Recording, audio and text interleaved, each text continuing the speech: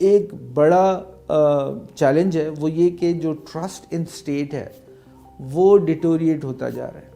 That means کہ ہماری اداروں پہ جو ٹرسٹ ہے وہ کم سے کم ہوتا جا رہا ہے یا ایروڈ اس شکل میں ہو رہا ہے کہ ہم یہ سمجھتے ہیں کہ وہ ہمارے سٹیزنس کے انٹرسٹ میں فیصلے نہیں لے رہے ہیں.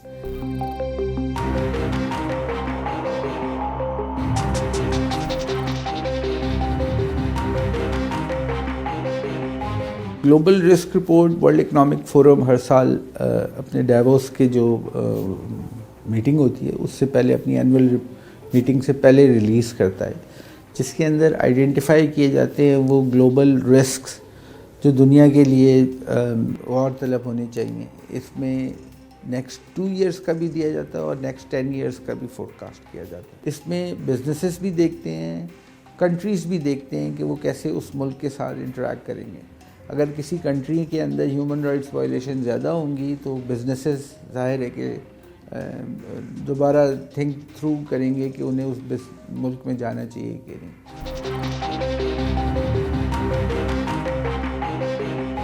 پاکستان ایک مثال اس کی یہ ہے کہ ایک ہاتھ میں ہمارے ایک نیوکلیر طاقت ہے اور دوسرے ہاتھ میں کشکول. یہ آگ اور پانی کا یہ کب تک میلاپ ہو نہیں سکتا، کب تک چلے گا؟ تو ڈیٹ کرائسس ہمارا جو ہے وہ ڈیفینیٹلی ایک بڑا چیلنج ہے، لیکن ڈیٹ ہمارے لیے اس لیے ایک وہ ہے کہ ہمارا جو ایکسٹرنل ڈیٹ ہے وہ لانگ ٹرم ڈیٹ پر ہے، وہ ہمارے لیے اتنا کنسرن نہیں ہے. جو دوسرا ہے وہ انٹرنل ڈیٹ ہے جس کو ہم نے لوکل بینکس اور ان اداروں کے ساتھ کیا ہوا ہے. ڈیٹ کرائسس تو پاکستان کا آئی تھنک کہ 50 سے ایک بڑا چیلنج رہا ہے، اور یہ اس میں یہی ہوتا ہے کہ پھر ہم مختلف جگہوں سے ارینج کر کے کبھی IMF سے کبھی دوست ممالک سے لے کے ہم اس کو مینیج کر لیتے ہیں.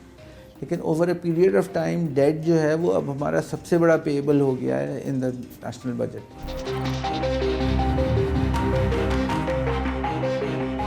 کل مہنگائی کی وجہ سے وہ مال بکتا ہی نہیں ہے نا. ظاہر خریدنے والے نے بھی کتنے خریدے گا؟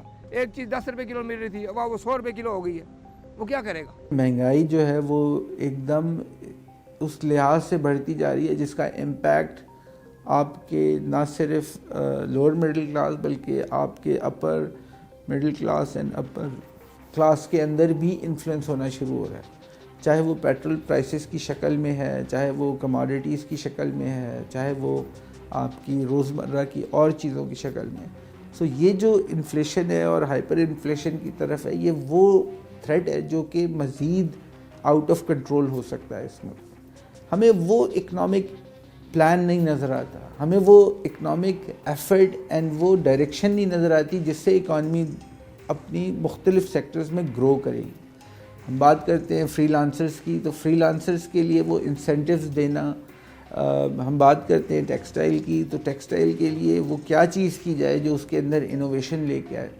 ہم نے کیا وہ آئیڈینٹیفائی کیا ہے یا یہ ایکسرسائز کی ہے کہ پاکستان کی پوٹینشیل مارکیٹس کون سی ہیں، پاکستان کیسے ایک گلوبل مارکیٹ بن سکتا ہے، اور کیسے پاکستان کی گلوبلی وہ مارکیٹس ہیں جنہیں ہم ایکسپلور کریں.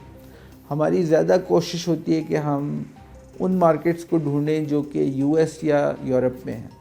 ان کے علاوہ کی جو مارکیٹس ہیں اس کی طرف کانسنٹریٹ ہم نہیں کرتے.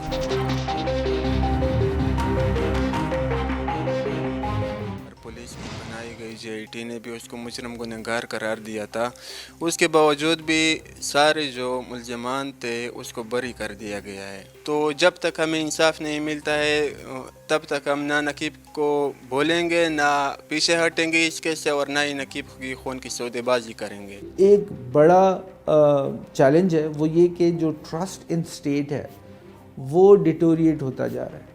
دیٹ مینس کہ ہماری اداروں پہ جو ٹرسٹ ہے وہ کم سے کم ہوتا جا رہا ہے یا ایروڈ اس شکل میں ہو رہا ہے کہ ہم یہ سمجھتے ہیں کہ وہ ہمارے سٹیزنس کے انٹرسٹ میں فیصلے نہیں لے رہے ہیں. یہ وہ چیز ہے جو الٹیمیٹلی کولیپس کی طرف جاتی ہے. سو دیٹ مینس کہ ادارے جیسے کہ آپ نے دیکھا ہے کہ بہت ساری پولیٹیکل پارٹیز کا ٹرسٹ ان الیکشن کمیشن پہ نہیں ہے. بہت سارے اداروں کا ٹرسٹ اس وقت بزنس کمیونٹی کا ٹرسٹ جو ہے وہ بینکنگ کمیونٹی کے اوپر نہیں ہے. تو یہی وہ عوامل ہیں جو اس طرف لے جاتی ہیں جو پاسبل. تو اس چیز کو ایڈریس کرنے کے لیے جو چیز نظر آتی ہے وہ یہ نظر آتی ہے کہ set of technocracy centric leadership emerge ہوتی ہوئی نظر آتی ہے ہمیں, جو کہ ان کرائسس کو سنبھال کے چیزوں کو آگے لے کے چلے گی.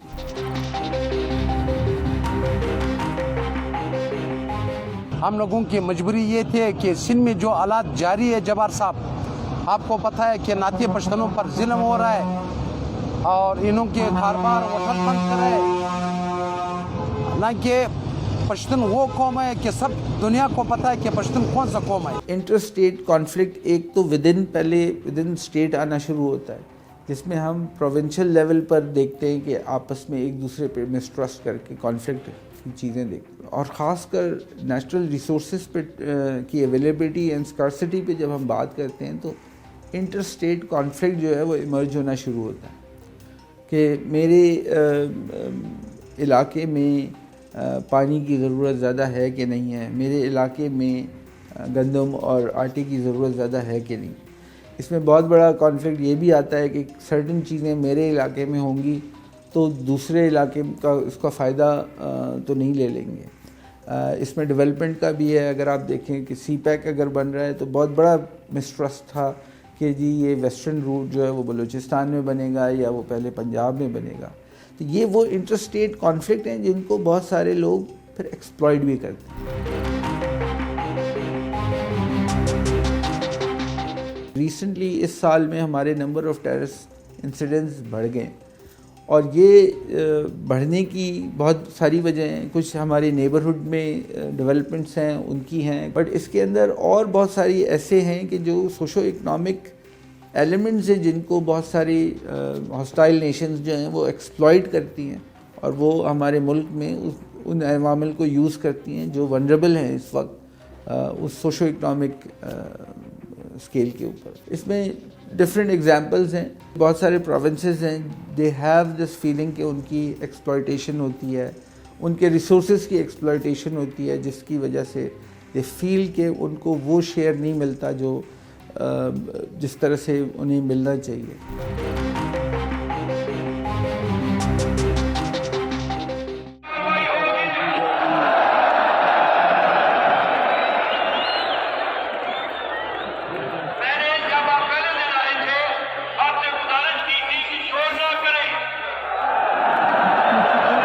تو بہت سارے ایسے سیکٹرز ہیں جو کہ وائبل نہیں رہے ہیں اکانومی کے لیے کہ وہ پاکستان سے ان کو کیا جائے.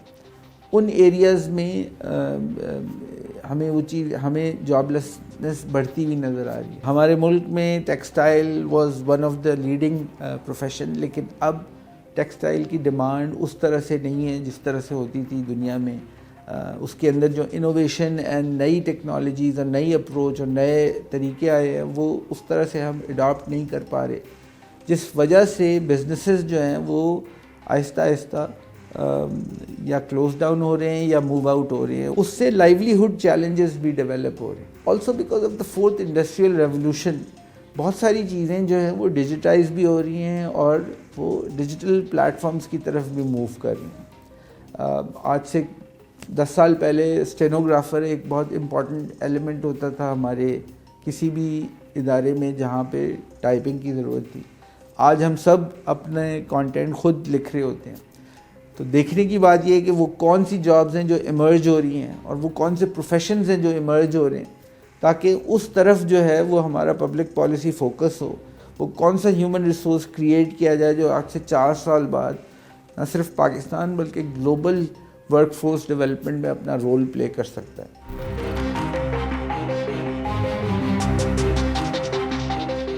اے میری زمین افسوس نہیں جو تیرے لیے سو درد سہے. کلائمیٹ چینج جو ہے وہ امپیکٹ کر رہا ہے بہت زیادہ بایو ڈائیورسٹی کے تھریڈ کو بھی. جو سیلاب آتا ہے جب کسی بھی ملک میں وہ بہت ساری چیزیں ڈفرینٹ طریقے سے کریٹ ہو جاتا ہے, ایک نیا ایکو سسٹم ڈیولپ ہونا شروع ہو جاتا ہے. تو ان ساری چیزوں کو کیا ہم تیار ہیں اس ساری چیز کو مینیج کرنے کے لیے, اس ساری چیز کو دیکھنے کے لیے. وہ بہت سارے کلائمیٹ چینج کا ایک بہت بڑا امپیکٹ یہ ہے کہ رینز جو ہیں وہ اب ایک مہینہ پہلے ہو رہی ہیں. جو موسم کے چینجز ہیں وہ ایک مہینے پہلے. اس سے ہو یہ رہا ہے کہ آپ کے ملک کی جو فصلیں ہیں وہ آپ کو ڈفرینٹ ان کے ویدر پیٹرنز ڈیولپ ہو رہے ہیں.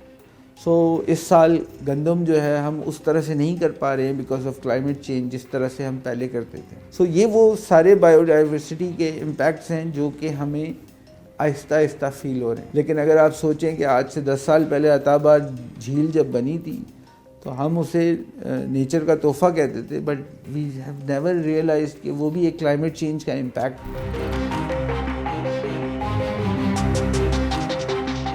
ڈیجیٹل انیکوالٹی کا مطلب یہ ہے کہ بیسکلی کیا مجھے یہ سہولت میسر ہے ایز اے سٹیزن کہ میں اپنی گریونس سرکار تک لے جا سکتا ہوں کہ نہیں, کیا میرے پاس رائٹ ٹو انفارمیشن کی سہولت ہے کہ نہیں.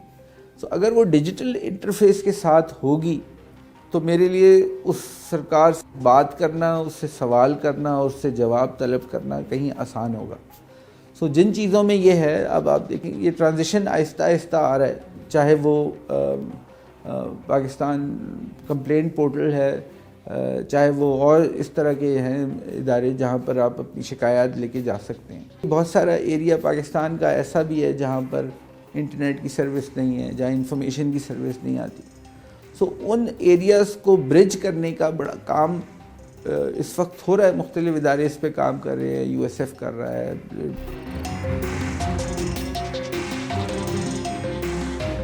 سب سے بڑا رسک جو ہے وہ ڈیجیٹل کانسنٹریشن اور ڈیجیٹل پاور کی کانسنٹریشن ہے. دیکھیں اس وقت اگر آپ پولیٹیکل اسفیئر میں دیکھیں, there are certain political parties جن کی اپنی نیوز اور فیک نیوز کی کریشن ہوتی ہے.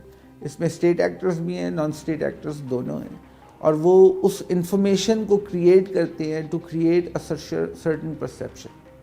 سو یہ چیز جو ہے امپیکٹ کرتی ہے بیسکلی پبلک ٹرسٹ کو.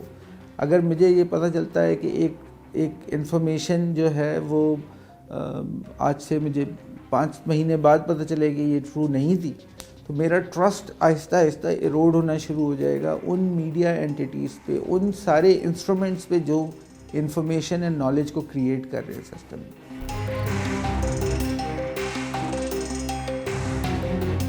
سائبر سیکیورٹی کا it's a big challenge right now. بہت سارے بینکس ہیں جن کا ڈیٹا بریچ ہو رہا ہے, بہت ساری انفارمیشن بریچ ہو کے ان لوگوں کے ہاتھ میں آ رہی ہے جو اس انفارمیشن کو یوز کر سکتے ہیں. اس میں یوزرز کا ڈیٹا بھی ہے, اس میں ٹرانزیکشنز کا ڈیٹا بھی ہے.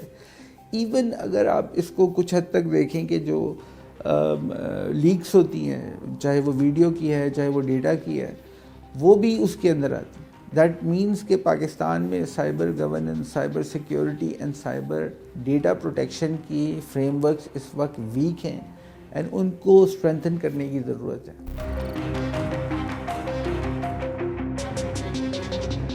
اگر ہم ان چیلنجز پہ کانسنٹریٹ نہیں کریں گے, پبلک پالیسی فوکس نہیں آئے گا, تو جب اس ملک میں الیکشن ہوں گے تو لوگ آہستہ آہستہ یہ سوال پوچھیں گے کہ آپ نے ان چیلنجز پہ کیا کیا, کیونکہ یہ وہ چیلنجز ہیں جنہیں لوگ فیس کرتے ہیں اور سوسائٹی جو ہے اس سے امپیکٹ ہونا شروع ہوگی. سو پبلک پالیسی ایجنڈا کے لیے امپورٹنٹ فیکٹرز ہیں. تو اس کو آپ اگنور کچھ عرصے کریں گے, لیکن الٹیمیٹلی جو اس کے اوپر کام کرے گا وہ اس کے چیمپئنز میں سے آئے گا, جو اس کو اگنور کرے گا وہ اس کے افیکٹیز میں سے آئے گا.